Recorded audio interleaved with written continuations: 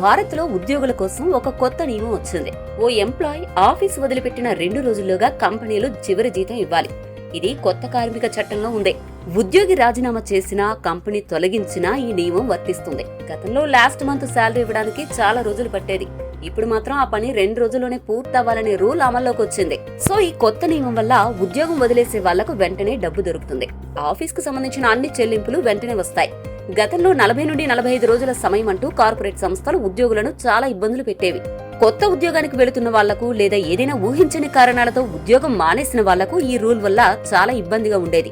ఇక 2 రోజుల్లో బ్యాలెన్స్ జీతాలను ఉద్యోగికి ఇవ్వడం హెచ్ఆర్ వ్యవస్థకు పెద్ద టాస్క్ అని చెప్పాలి.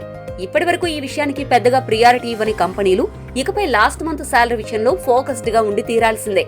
జీతాలు చెల్లించే వాళ్లు, మేనేజర్లు, కంప్యూటర్ విభాగం అందరూ కలిసి వేగంగా పనిచేయాల్సి ఉంటుంది. ఈ నియమం భారత్ లో జాబ్ ఎగ్జిట్ విషయంలో కొత్త ప్రమాణంగా నిలవడం గ్యారంటీ. ఇప్పటి వరకు కంపెనీలు ఇష్టం వచ్చినప్పుడు లాస్ట్ మంత్ శాలరీ ఇచ్చేది. ఇప్పుడు చట్టం ప్రకారం తప్పకుండా 2 రోజుల్లోనే ఇవ్వాలండి.